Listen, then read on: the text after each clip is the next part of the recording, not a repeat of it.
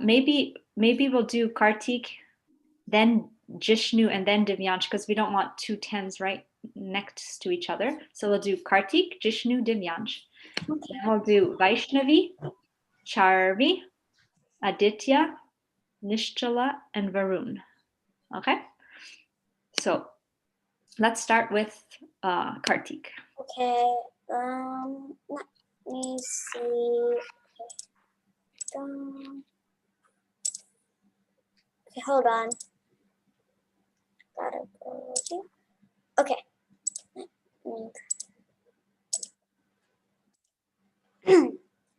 Hi Krishna, today I'm doing a presentation on Bhagavad Gita, chapter 10 and canto 1. Hare Krishna, Krishna Krishna, Hare Ram, Ram Ram, Hare Hare. Hare Krishna, Krishna Krishna, Hare Ram, Ram Ram, Hare Hare. Okay, so since I was going to do the whole chapter, I just broke it down into some of the main parts. So let's Sri Hare, Lord Sri Krishna, stayed at Hastinapur for a few months to pacify his relatives and please his own sister Subhadra. So, oh, okay. Can you see it? Okay. Maharaj Yudhisthira, after being enlightened by what was spoken by Bhishma Dev and Lord Sri Krishna, the Infallible, engaged himself in matters of perfect knowledge because all his misgivings were eradicated. Thus he ruled over the earth in season and was followed by his younger brothers. During the reign of Maharaj Yudhisthira, the cloud showered all the water that the people needed, and the earth produced all the necessities of a man in profusion. Due to its fatty milk bag and cheerful attitude, the cow used to moisten the grazing ground with milk. The rivers, oceans, hills, mountains, forests, creepers, and active drugs in every season paid their tax quotas to the king in profusion. Because of the kings having no enemy, the living beings were not at any time disturbed by mental agonies, diseases, or excessive heat or cold. So what I learned is I want to stay out of the way of Krishna's plan, do what I can to help in Krishna's plan, and be obedient to his plan. Yudhisthira took part in Krishna's plan, and Krishna is reciprocating with everyone. People serve him according to their own personalities. For example, I serve him by doing morning arti and evening arti, offering food to him, doing my best at everything I do, bathing him, praying to him, making clothing for him, and dressing him. And also, Lord Krishna was with his 16,108 wives at the same time. They were all satisfied by his love and affection. And in the evening, I do evening arti, evening bhajan and kirtan, and read Krishna's pastimes. And the summary is that Krishna went to Hastinapur for a few months to pacify his relatives and please his own sister. And then he left Hastinapur, and nobody wanted him to go because they were really, really, really, really, really attached to him. And then after he left Hastinapur, on the way he traveled, he went through different parts, and then every evening, wherever he was, he stopped to do evening rites. So it's like he was, even though he was the Lord, he still did the evening arti and stuff like that to show by example. And that's what I learned about this.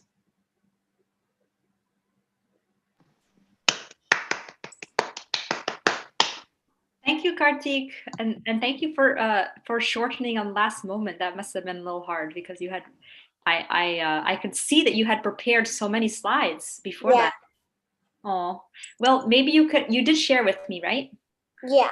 So I will read through those. So your work is not like, but thank you so much, Karthik, for your presentation. And now we'll move on to Jishnu. Jishnu is going to do chapter 11.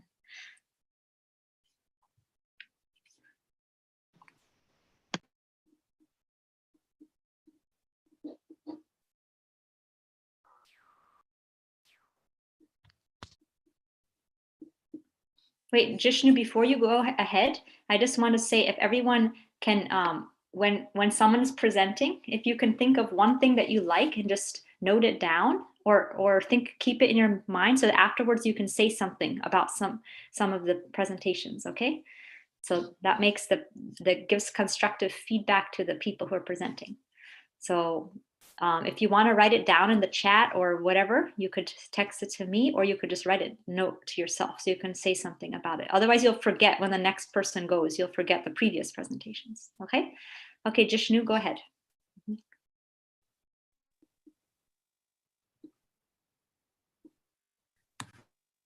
Can you see it? Yes. Okay.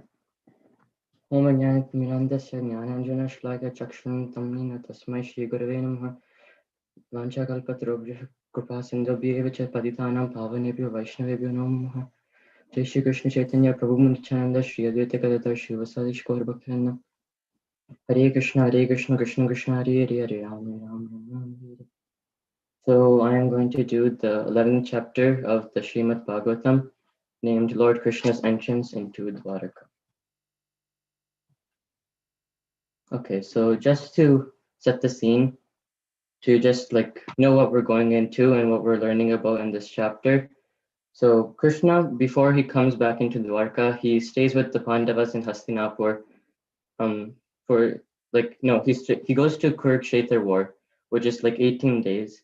And then after that, he stays with the Pandavas in Hastinapur to pacify them, because like lots of people have died and everybody was kind of sad from the big war.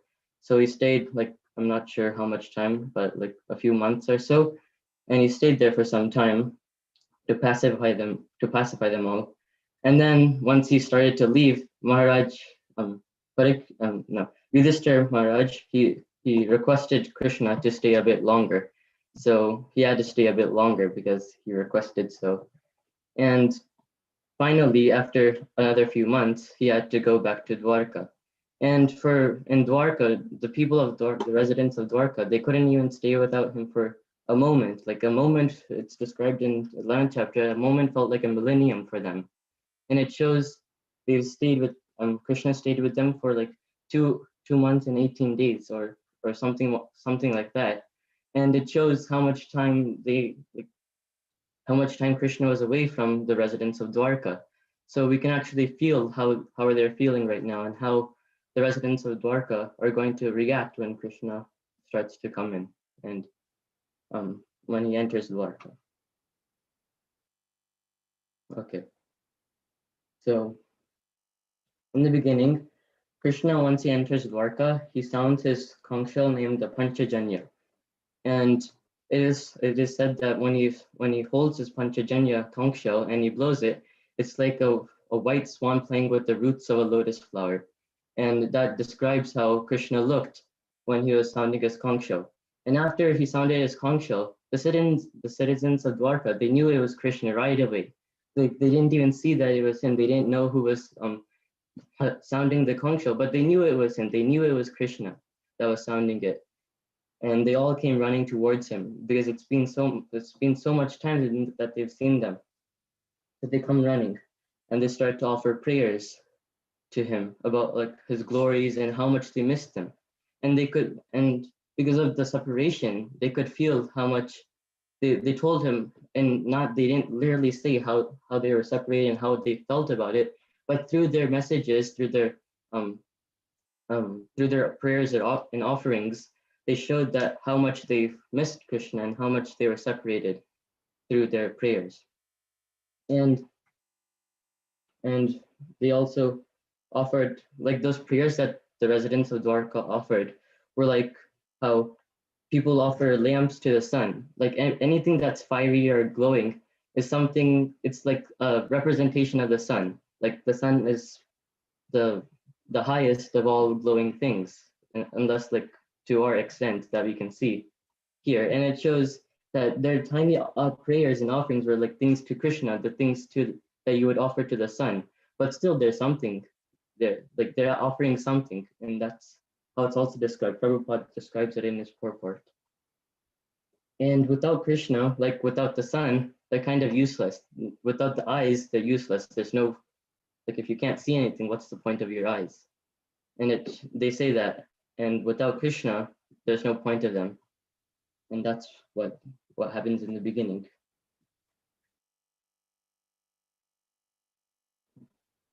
Okay, and then we talk about the city of Dwarka and how it's decorated here, and the residents. So in Dwarka, everything was decorated like very grandly and very like it was like a festival. And they didn't know that Krishna was going to come. Remember that. They didn't know when he was going to come and why he would, like when he was going to come. But everything was still decorated and everything was still like it felt like a festival. But they only had a little bit amount of time to if you're thinking about it, even if they decorated it all right now, they only had a little bit of time to do that. So they must have been decorating everything and celebrating everything every second when Krishna was gone, because they can't do all of that in so little time. So they're always ready for Krishna to come, and they're always looking to see if Krishna would ever come. And it was described that there's like flower garlands, there's beautiful buildings, lakes, parks, etc. And the houses and doors, they're all having offerings to Krishna right there for Krishna to see. And when Krishna came, the relatives of Krishna, like Nanda Maharaj and Nanda Maharaj and Yashoda, no, were they there? I'm not sure, but the relatives of Krishna, they came out leaving everything they were doing, like they were sleeping, walking, eating, no matter what they were doing, they all came to Krishna there. And they left everything they were going to do. And they went to glorify Krishna and embrace him and give their respect of and see him. And after Krishna entered Dwarka, as you can see in the picture, they all had a procession. Like everybody came in a file line, and there was dancers, there's magicians, there's historians, and whatever they could do, like according to what they can do, they did what they could. Like you would be thinking about what the historians be doing there. I don't know either, but whatever anybody could do, they would offer it to Krishna and in whatever they could do. And there was a procession, like you've seen in parades, how people come in line files, so it happened like that. And no matter how much everybody saw Krishna, they wanted to see him more and more. They had that feeling, no matter how much they see Krishna, there's always something that you can see more in him, because of his 64 opulences and more. Like there's always something you can see more about Krishna every single time you see him. So that's how the residents of Dwarka are feeling. Okay, and then after the procession and all the people that were coming, Krishna went back to his home. And there is described as Krishna. He was described as the moon, the sun, the rainbows, a dark cloud, and lightning, all there in one place. And that can't really happen in this world, in this material world. But that also goes back to the previous slide. You can always see something else inside Krishna whenever you're seeing him. You can see the moon in him, you can see the sun in him, you can see lightning in him, you can see rainbows in him. And all of those kind of mixed together, you can see Krishna. So we're not talking about materially how they look, but the real thing behind them, what you see when you're seeing all those things. So that's how Krishna was described when he was going back home. So he went back home to his father's house first before he went to his own house. He went to his father's house and he paid obeisances to his parents. And their mothers, they were having lots of affection for him. Like,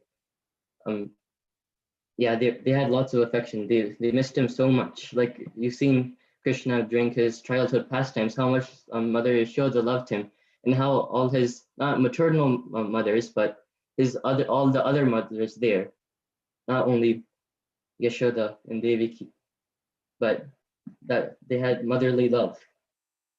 And then after he went to his father's house, he went back to his 16,108 mansion. So he expanded himself into that many forms, and then he went to every single one. And then once he went inside, his Krishna's wives, they sent their children first to embrace Lord Krishna because they wanted to embrace him, but according to religious things, they weren't allowed to do that in public. So they sent their sons first, and but it was also described how sending their sons and embracing them was the same as them embracing them. But further, they embraced him in his mind and they embraced him in his thought. And then after that happened, it was described how Krishna, he's the wind that ignites fire between two bamboo sticks. And that shows that Krishna is the cause of everything. You might not see how he's the cause of everything, but he really is the cause of everything. So what I learned, what I learned from this was we have to pray to Krishna with a humble heart, like the sloka Bhavaya Nastam. And we have to, no matter how exalted we are or how much money we have, we always remember that that's just a minute thing about Krishna. Like he has 16,108 mansions, but does he get greed? Does he want more? And does he get pride from that? No, he doesn't. So we also have to be very humble and we have to approach him like that. And we have to be devotionate to everybody. Whenever someone comes, we have to offer our respects to them, and no matter who they are, it doesn't matter who they are, because we all know that inside every single person there is Krishna. So we have to think about that, and we have to offer obeisances to everyone with a humble heart too. And like the devotees, like the residents of Dwarka, we have to be eager to see Krishna. And no matter how many times we see him, we have to be eager, because that's how we really go back to the spiritual world. And we should always, like when we're always eager to see Krishna, we should always see the feet of Lord Krishna, because those are the ones that really give all the mercy to the devotees by looking at his feet that are like lotus flowers. And yeah. And we have, whenever we're reading Srimad Bhagavatam, like in every chapter, if we don't read it with a humble heart and if we don't see the real truth behind them, we may get like diverted on our path. And we have to really understand the real features of and potency of Krishna. And we have to understand that it's not easy to read it. This is like, imagine we're reading Bhagavatam, Srimad Bhagavatam, and this is like the key to go back to Golok Vrindavan in the spiritual world. So this has to be very deep. But if we read it in a superficial level, we're not going to get that deep and profound level of when we're reading it. So we have to keep that in mind too. So it's not said in one of the verses, but in the purport, Prabhupada says that Lakshmi Devi, she's always moving, like in the form of money, she's always moving between people. Like people change money and they buy stuff, and it's all like she's always circulating. But always she's at the feet of Lord Vishnu, and she's always praying to him right there. So we have to see whatever we're doing, whatever job we have, whatever we're doing, we have to still remember Krishna and do our things. And a true devotee is never affected by the material modes of nature. I think we all kind of know that already. So also we have to keep that like a goal, as in our path to bhakti. We have to keep that in mind too, that a true devotee is never affected by anything, but he's always thinking about Krishna. And Dwarka, it means the country of Narthas. And like Advaita Chandra said, like Queen Kunti, she always wanted to want those calamities to come. Janmeshwarya Shata Shibir. And she wants those calamities to come. And you would be thinking, why would you want calamities? But because if you have calamities, you can think about Krishna more and more. So that's something that stood out to me, that Dwarka really means the country of Anarthas. Thank you. Well, in the basic synopsis of this chapter is the verse Bhavayanastam. I just put it here. Yeah. Hare Krishna. Thank you. Haribo. Hare Krishna. Hare Krishna. Haribo. Hare Krishna. You can look at now. This was the best presentation, Jishnu. Okay, thank you, Vedant. So we're gonna share what we liked after we finish. But thank you so much, Jishnu. That was really nice.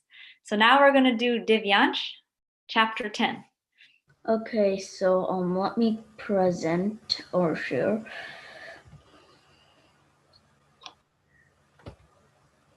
So I'm sharing my screen. So this is my my presentation is about the disappearance of Lord Krishna, and so this is like the table of things in my presentation, or table of contents. So first is the title, the table of contents, which is just like the summary, what I learned, and the questions and end. So in text 1 to 3, Sanika Moni asks could about Yudhishthira, could he enjoy by killing his enemies who wanted what was his? And then Suti Goswami answered, after learning from Bhishma Devana, all and the Lord Krishna in perfect knowledge, Maharaj Yudhishthira's misgivings were gone, and he just ruled. Then then when Maharaj Yudhishthira ruled, everything was perfect. They did no one was disturbed. Everything paid its taxes, and the earth gave people what they needed. And it was all good, and oh, you know. Then Lord Krishna, then he went to Hastinapur, to please his sister, and then he asked his permission to go. Then he offered his respect. They embraced each other, and after Krishna was in their chariot, then Draupadi, Kunti, and Uttara, etc., they nearly became conscious because they couldn't be away from Krishna. Then people who understand the Lord in association, but pure devotees, they can't even avoid listening about Krishna. So think about how the Pandavas could how the Pandavas would have felt about separation.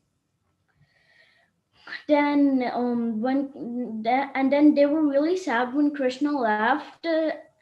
Um, well, yeah, and it was really difficult for them and all, and so and then instruments played for to show him honor, and the royal Kuru ladies to have flowers on him. Then Arjuna took up an umbrella, and Satyaki and Uddhava fanned the Lord. The benediction the Lord got was not befitting, or not befitting, because it's the Lord being a human, and the ladies were on the rooftop talked about Krishna, and it was more attractive than the Vedas. And then they said the personality of Godhead, he existed by himself before the three modes of nature and all. And then he wanted, and he desires to give in part and parcel names, and puts them under the guidance of material nature, empowering it to recreate the the same personality of Godhead is experienced by his devotees, and which are clean from material conscious, and by a little devotional service is the only way to purify existence. The Lord takes care and destroys this material world, but remains not at all affected. And the Lord shows the faithful, or people a special mercy. And then when kings and the people they live in the lowest modes, the Lord then manifests his supreme power, which is in his transcendental form. Then how glorious is the dynasty of King Yadu, and how virtuous is the land of Mathura where the Lord is born. And then Dwarka is more glorious than the heavenly planets, and the people that live in Dwarka, well, they just see everyone's souls, and Krishna gives them sweet smiles and glances at them, and just think of the stuff Krishna has been through. And then the children of these ladies, Pradyumna and Sambhav, they were forcibly taken by him, from their Swayamvara ceremonies, after he defeated people and demons. And then all these women glorified their lives auspiciously, and the Lord never left them. He always pleased them. Then Maharaj Yudhishthira, he had no enemies, but he accompanied Lord Krishna out of affection and the enemy. And the Pandavas were overwhelmed just by the thought of Krishna not being with them in the future. And then Krishna travels many lands and rivers and deserts, and finally reaches Dwarka. During the journey, though, the Lord was welcomed, given things, and performed rites now. And what I learned is if you're good things will happen. If you're good, things will happen around you. Well, I guess I did. So I mean, what I learned is if you be good, good things will happen around you. And does anybody have any questions? Thank you, Divyansh. Thank you so much. So I think if if somebody has questions, we'll do it at the end. Okay, Divyansh? Okay. Thank you so much for your presentation. So is that it? Okay, yeah. Okay, thank you. Okay, now Charvi is going to do chapter 11. The Lord Krishna's entrance into Dwarka. What was the name of chapter 10, by the way? Chapter 10 is the departure of Lord Krishna for Dwarka, and chapter 11 is both Jishnu and Charvi are doing it. It's Krishna's entrance into Dwarka. Okay? Okay, go ahead, Charvi.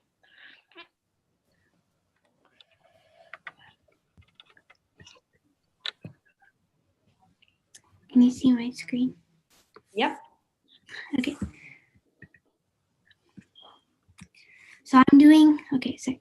Hare Krishna, Krishna Krishna, Hare Hare, Hare Rama, Rama Rama, Hare Hare. Hare Krishna, everybody. I am doing chapter 11, which is Lord Krishna's entrance into Dwaraka. So part 1 of, texts 1 through 29. So text 1 through 2, Krishna reaches the border of Dwaraka, and he blows his auspicious conch shell, which turns red after the touch of his lips. From text 3 to 10, after hearing the conch shell, the citizens of Dwaraka ran towards Krishna and started praising him and offering obeisance to him. After that, the residents then welcomed him into Dwaraka, and when hearing that Krishna had come, Vasudeva, Ugrasena, Balarama, Pradyumna, Charudeshna, and Samba, the son of Jambavati, all went towards Krishna in their chariots, and all of the ladies in Dwaraka considers Krishna's arrival to be the greatest festival. After entering his father's house, Krishna offers his obeisances unto his mother, along with Devaki, who's his real mother. And his mothers were really happy to see him and showed a lot of affection towards him and sat him on their laps. So some of the pictures that I used here, I use this picture, and this shows Krishna entering the city of Dwaraka. The next picture shows Krishna blowing his conch shell, announcing his arrival. And the next picture is the residents welcoming Krishna into Dwaraka. The next part is text 30 to 32, which is after visiting his fathers and his mothers, Krishna went to his palaces where his wives lived, and he had over 16,000 wives. They visually embraced him and then sent their sons to embrace him too. And then the last part of this chapter is Srila Prabhupada explaining that Krishna can't be affected by material things. Yeah. And here is a picture of Krishna greeting his family. What I learned from this chapter is Krishna cannot be affected by material things, even though he's in contact with them. And for the same thing applies to the pure devotees of Krishna, because they can't be affected by material things either. Hare Krishna, and thank you for watching my video. Thank you, Charvi. Thank you. So now we have Vaishnavi, who's going to do chapter 12, which is the birth of Emperor Parikshit. I don't know. Okay.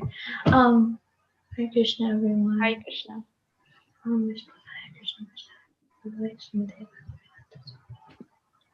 Okay. So yeah, I did chapter 12. And my slides are kind of like short, but okay.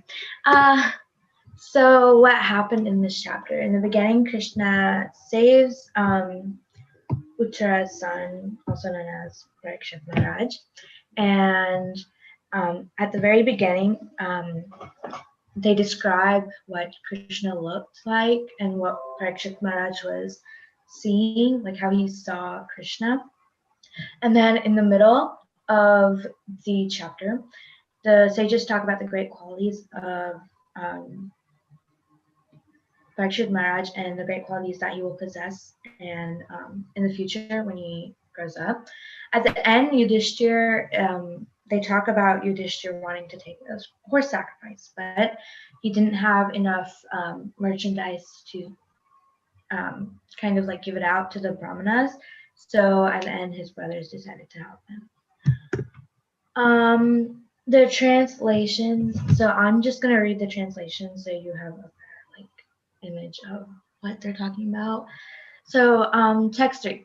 We all respectfully want to hear about him, Maharaj Parikshit, to whom Sukadeva Goswami imparted transcendental knowledge. Please speak on this matter. Text 14. Upon the birth of a son, the king who knew how, where, and when charity should be given gave gold, land, villages, elephants, horses, and good food grains to the brahmanas. Text 15. The learned brahmanas, who were very satisfied with the charities of the king, addressed him as the chief amongst the Purus and informed him that his son was certainly in the line of descent from the Purus. The brahmanas said, "This spotless son has been restored by the all-powerful and all-pervasive Lord Vishnu, the personality of Godhead, in order to oblige you. He was saved when he was doomed to be destroyed by an irresistible supernatural weapon. For this reason, this child will be known in the world as one who is protected by the Supreme Personality of Godhead, O most fortunate one. There is no doubt that this child will become first-class devotee and will be qualified with all good qualities."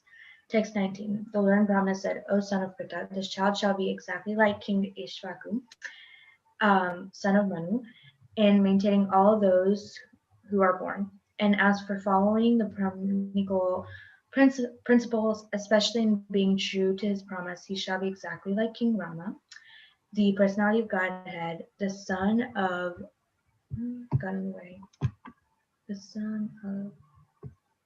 Maharaj Dashrath." And then, yeah, here are my pictures.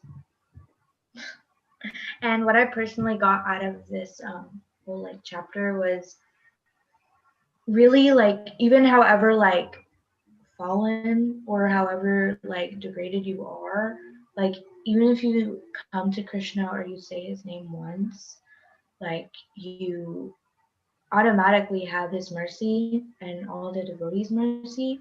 And I actually heard from a devotee, I don't really remember who, but they told me this one thing that really stuck by me, and I'm going to stop sharing. It was that if you take one small step towards Krishna, or like even just saying Hare or Krishna, Krishna will be sprinting towards you. Like you just have to take a few baby steps, and Krishna will automatically come full head-on speed at you. And actually, Krishna's always with you. So yeah, just seeing that Uttara was, coming to Krishna for help, and he saved King Parikshit and her from the Brahmastra just because she was so fallen at his feet. I just thought that was something that really was just beautiful.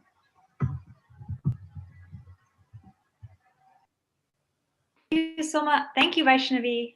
Haribol. Hare Krishna. Okay, 1 second. Let's see here.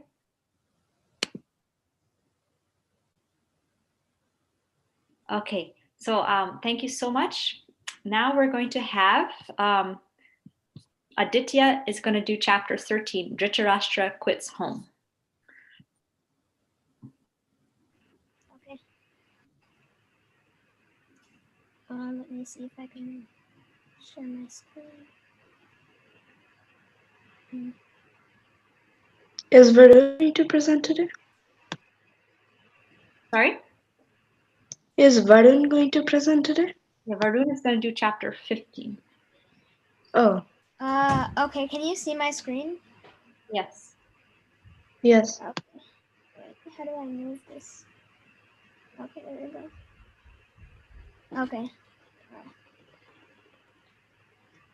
Okay. So, this share thing is coming in the way. Okay, so I'm gonna be presenting Srimad Bhagavatam chapter 13. Hare Krishna, Krishna Krishna, Hare Hare, Hare Ram, Ram Ram, Hare Hare. Okay, Dhritarashtra retires. I wanted to do something different in this presentation. I'm just gonna share the purports of the verses, certain verses, and then share my realizations from that. And then at the beginning, I'm just gonna give like a small introduction. So anyway, this chapter mainly talks about how Dhritarashtra retires, and how Vidura helps Dhritarashtra through that. And then Vidura's history is like once Manduka Muni was upset on Yamaraj, and he asked him why he was going through like all his suffering. And then Yamaraja told him that he pricked a pin in an ant, so he was punished like this. And hearing this, Manduka Muni cursed Yamaraj to be born to a Shudra for such a childish punishment. And this is a picture of Dhritarashtra right here. And now verses 5 through 6. In the purport of 1.13.5, Vidura was so dear to the members of the Kauravas and Pandavas family that his long absence from the palace was comparable to inactivity. And all of them were feeling acute separation from Vidura, and therefore his return to the palace was joyful for all. And in the purport of 1.13.6, it is stated that all the Pandavas cried out of affection, and then King Yudhishthira then arranged to offer sitting accommodations and a reception. And the translation of the verse states that they all hurried to him in great delight. It so appeared that they have regained their consciousness after a long period. This goes to show the affection that the Pandavas had toward Vidura. It felt as if their life had come back. They exchanged prayers and they embraced each other. And this is a picture of Vidura and Dhritarashtra. And now, serving Vaishnavas. We can do the following to serve devotees of the Lord. We can give some water to cool down their heads. We have to speak some sweet words of comfort, and then they talk, and then we hear from them. Eventually, when they are pleased with our service, they bless you, which matters a lot, and these blessings will help us to our progress in devotional life. This applies to this statement as like this applies to this setting as they had to welcome Vidura like very nicely after he came back from pilgrimage, which he's a pure devotee. So yeah, and then this is a picture. Wait, that's a picture of Chaitanya Mahaprabhu serving one of the people he met, and this is just an example of this picture. Then we have the purport of 1.13 verse 7. So although Dhritarashtra was equally careful about the young children of Maharaj Pandu, he was one of the intriguing parties who wanted to wash away the descendants of Pandu and then replace them by raising his own sons to become the rulers of the kingdom. Mahatma Vidura could follow this intrigue of Dhritarashtra and company, and therefore, even though he was a faithful servitor of his eldest brother Dhritarashtra, he did not like his political ambition for the sake of his own sons. Vidura was therefore very careful about the protection of the Pandavas and their widow mother. Vidura always chastised Duryodhana for his intriguing policy against his cousins. He always criticized his elder brother for his policy of encouragement to his sons, and at the same time, he was always alert in giving special protection to the Pandavas. So, what we can learn from this purport, we can learn that Vidura was giving special protection to all the Pandavas at times, including times when they were unfavorable. And we should also develop inspiration, guidance, and finally develop the quality of gratitude for those who have helped us through tough situations. And just as Yudhishthira Maharaj had gratitude for his superiors like Vidura. This is a picture of Vidura talking to the Krishna and the 5 Pandavas. And Vaishnava quality of speech. So in this purport, it says that Vidura went out from the palace to detach himself from household affairs, especially political intrigue. And as referred before, he was practically insulted by Duryodhana, calling him a son of a Shudra, although it was out of place and to talk loosely in the case of one's grandmother. Vidura's mother, although a Shudra, was the grandmother of Duryodhana, and funny talks are sometimes allowed between the grandmother and grandchildren, but the remark was an actual fact, and it was impalatable talk to Vidura, and it was accepted as a direct insult. Vidura therefore decided to quit his parental house and prepared for the renounced order of life. There is a thin line between the funny talk and unpalatable talk. According to Bhagavad Gita, chapter 17, our quality of speech must be such that we talk sweet words and it should be truthful. Here specifically, we see that Duryodhana's speech is unpalatable, and even though it's truthful, in such circumstances, we should avoid being mean to others. And then remembering Krishna. The purport states that Maharaj Yudhishthira was also always wrapped in the thought of Lord Krishna and in his associates at Dwarka. Otherwise, he would have not asked all about them from Vidura. Maharaj Yudhishthira was therefore on the same level of devotion as Vidura, although engaged in the state affairs of the kingdom of the world. One verse from the Bhagavad Gita that might relate to this is 15.19. Yomam evam sammudo janati purushottamam sa sarvavid bhajati mam sarva bhavena bharata. And the translation of this verse is, whoever knows me as the Supreme Personality of Godhead without doubting is the knower of everything. He therefore engages himself in full devotional service to me, O son of Bharat. And then what we can learn from this is that the Pandavas were knowing how Krishna is all-powerful and almighty, and he is their cousin but is the supreme. Even though Yudhishthira was ruling the whole world, he was always conscious and always remembering Krishna. So what we should learn from the following is that whether you travel outdoor or stay indoor, we should be in thoughts of Krishna, and this kind of attitude of rapt attention on the Lord is needed for progress in devotional service. Thank you for listening to my presentation. Hare Krishna. Thank you, Aditya. Now, next we have, so Nischala, are you ready? Or you wanted to wait? You're okay doing it now? Yeah, can I go at the end, Mataji? Okay, so Nischala has the disappearance of Lord Krishna, chapter 14. But we're gonna go. Varun, can you go now? Varun is doing chapter 15. The Pandavas retire timely. Okay. So everybody, we only have 2 more presentations. So I'm sorry we're going a little over time, but thank you for everybody for listening carefully and encouraging to these everybody. Okay. Should I go now? Yeah, Varun. Okay. Okay. I can't share my screen. Actually, now I can, yeah. Okay, let's do that. Okay, can you see my screen? No, I can see the Zoom only. I can't see your presentation. Yeah, we can see your now. Now we can see. Yeah.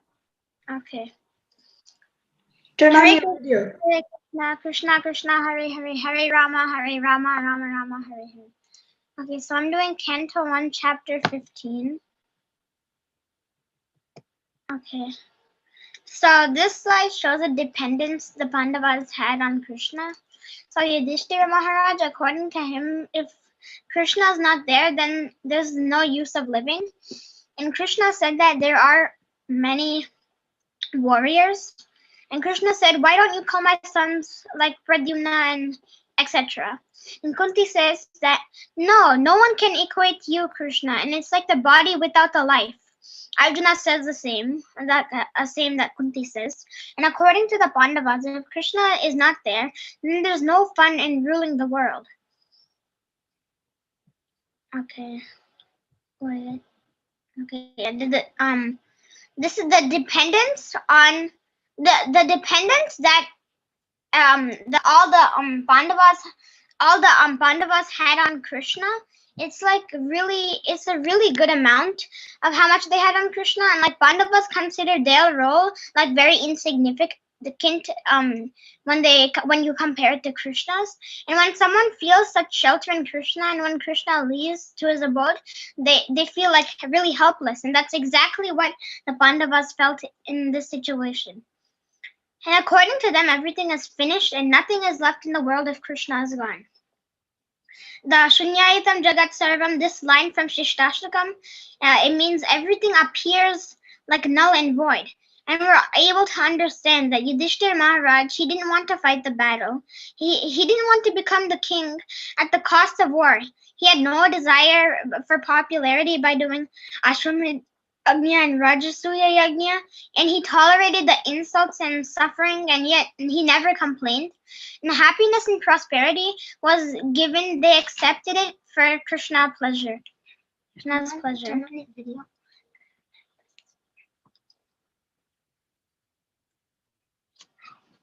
Okay. It's black. I don't know what happened.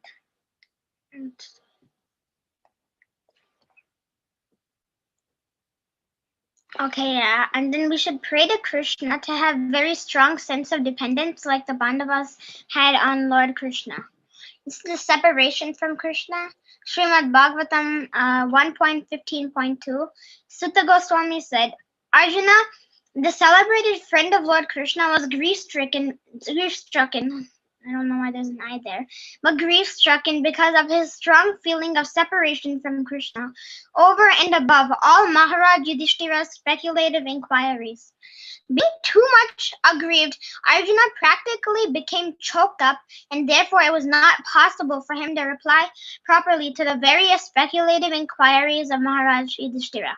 This being too much aggrieved, this is the purport. And then what you understand from this is that you can't really reply properly to various speculative so therefore since being too much aggrieved, Arjuna, he became choked up, and therefore it was not even possible for him to reply properly for the various speculative inquiries of Maharaja Yudhishthira. Separation from Krishna. Srimad Bhagavatam Srimad Bhagavatam 1.15.2. Example. So this is an example. There was one time there was a devotee who asked Srila Prabhupada looking at the photo. He was looking at a photo, and that Srila Prabhupada he said, the devotee said, "You look very sad." Srila Prabhupada told these were the instances where he was strongly remembering and connected to Krishna. And one immediate question that comes is, why does Krishna give devotees such separation, or actually everyone such separation? The separation gives fond remembrance of Krishna teachings, and Krishna makes the devotee feel infinitely blissful. This is the purport in Bhagavad Gita. This is not Srimad Bhagavatam, but in Bhagavad Gita 10.41, the Lord says, anyone specifically powerful and opulent in wealth, strength, beauty, knowledge, and all that's materially desirable to be considered but a product of an insignificant portion of the complete whole of my energy. No one therefore can be independently powerful in any measure without being endowed by the Lord. When the Lord descends on the earth, along with his eternal, ever-liberated associates, he not only displays the divine energy possessed by himself, but also empowers his associate devotees with the required energy to execute his mission of incarnation. This is an example where the Lord gave empowerment to the devotees as follows. Number 1, thus Lord empowered Hanuman. Number 2, Nityananda to deliver Jagai and Madai. Number 3, Srila Prabhupada was empowered. Number 5, Lord empowers the devotees to do miracles. Use your skills in the service of the Lord. The lesson is, therefore, that no one should be puffed up for his powers borrowed from the Lord.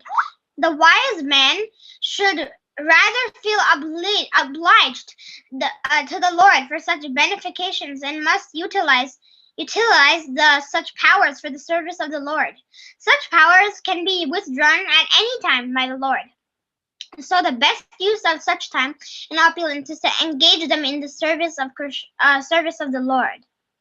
So the takeaway message for me here is that we should not be puffed up by the empowerment the Lord has given us, and we should try to utilize the skills that are given to us in Krishna's service. So this is without Krishna, universes become lifeless. Srimad Bhagavatam 1.15.6. There are innumerable living entities, one dependent on the other in the relations of the controlled and the controller. But without the medium perception, no one can know or understand who is controlled and who is the controller. So I'm going to start from here now. Thus, they are interdependent, and none of them is independent. Therefore, the natural question arises concerning who made them interdependent, and one who made such a relation of interdependence must be ultimately completely independent. So yeah, that's one of the slides. I have to go back. Okay, I'll just start from here. Without Krishna, universes become lifeless. Srimad Bhagavatam 1.15.6.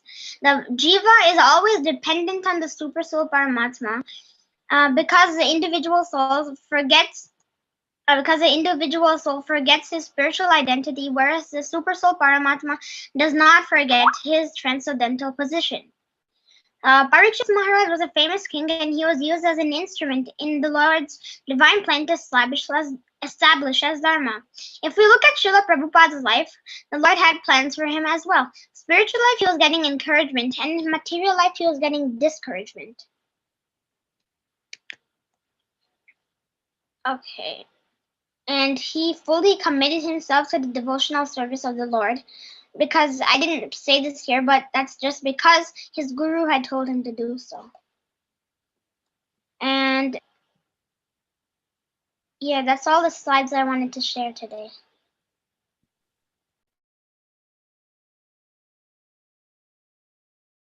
Thank you, Varun. Haribo. You can stop your share screen now. Yeah, thank you so much, Varun. And finally, we have the Nischala. Okay, Nischala is going to do chapter 14, Disappearance of Lord Krishna. Okay, Mataji, just 1 second. I'm pulling it up.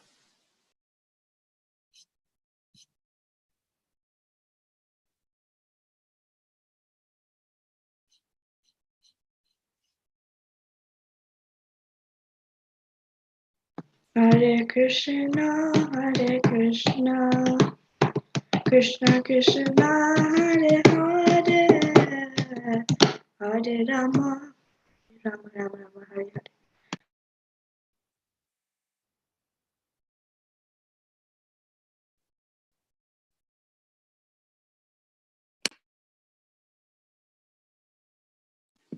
Okay, so can you see it, Mataji?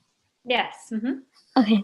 Yes. So today I'm going to be doing Srimad Bhagavatam, Canto 1, Chapter 14, an overview about it, which is where Yudhishthira thinks that Krishna has left this world. So first I would like to go over a translation overview. So in the first four verses, Arjuna leaves for Dwarka and Yudhishthira starts seeing unfavorable omens. In the next 5 shlokas, Yudhishthira expresses his love and worry for Krishna to his younger brother Bhima.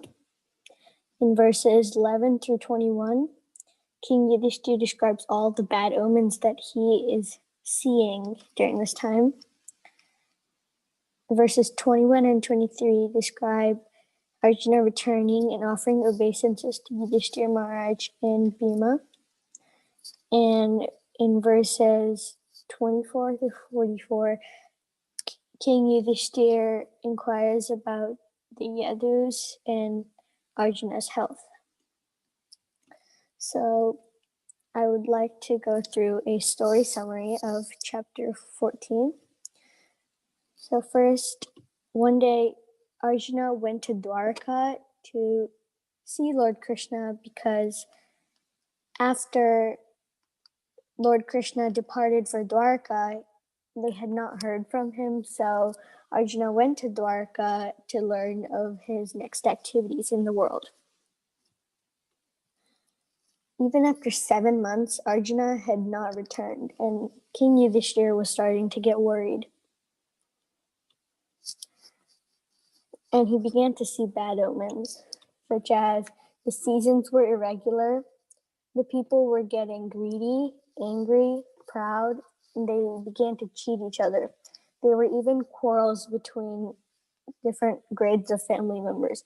And these are things that never happened before in King Yudhishthira's reign. When King Yudhishthira began seeing all these bad omens, he told his younger brother Bhima he described all of these omens to his younger brother Bhima. And other omens that he began to see was that the left side of his body was starting to quiver, and he was having heart palpitations. Cows and helpful animals were passing him on his left side, and donkeys were circumambulating him. She-jackals were vomiting fire, and cows were not giving any more milk, and the calves refused to drink milk too, and the dogs were barking fearlessly at their masters. The horses wept when King Yudhishthira came near them. The cloud was becoming smoky. There were crows and owls in the air. The pigeon was like a death messenger, and the deities were crying in the temple, and several other ones. At that time, Arjuna came home. He didn't speak a single word. With tears gliding down his pale face, he bowed down to his elder brothers. When he came back, King Yudhishthir asked about their relatives in Dwarka and how their families were. He was very confident that everyone in Dwarka was faring well because he knew that they were under the loving glance of Lord Krishna. Then King Yudhishthir looked at Arjuna and began to inquire about his health because he was beginning to look very pale. King Yudhishthir finally asked Arjuna what he did not want to ask. He asked, "Are you depressed because Lord Krishna has left this world?"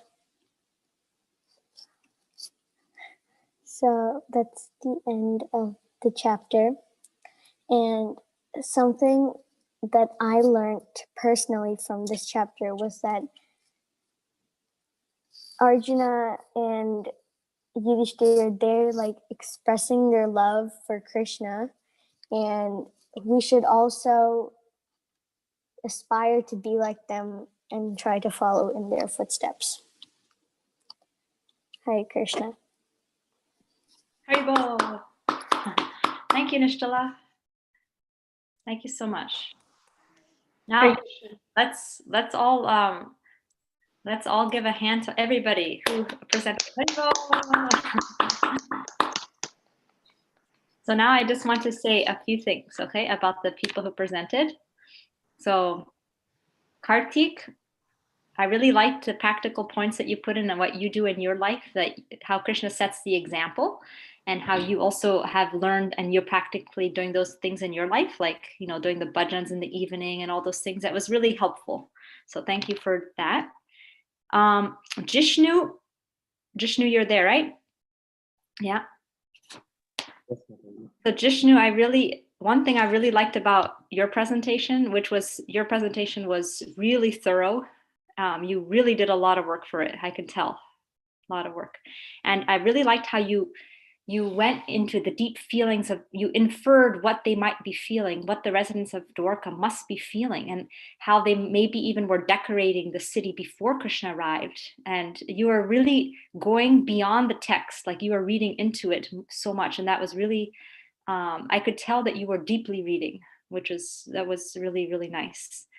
And there's so much, I wrote other things for you, Jishnu, like how you put the little, like the little images of the candle and the sun, and how that the prayers of the residents were like the candle to the sun, like that, and all the different pictures that you put.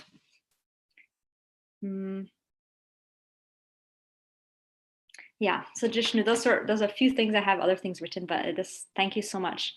And Divyansh, I really liked how you summarized a few texts at a time of the Bhagavatam. That was really helpful. And you even summarized the prayers of the women of Hastinapur, which is a difficult topic, but you did a really good job of summarizing that. Thank you, Divyansh, for your great presentation. And Charvi, I really liked how Charvi, are you there? Charvi's not there? Okay.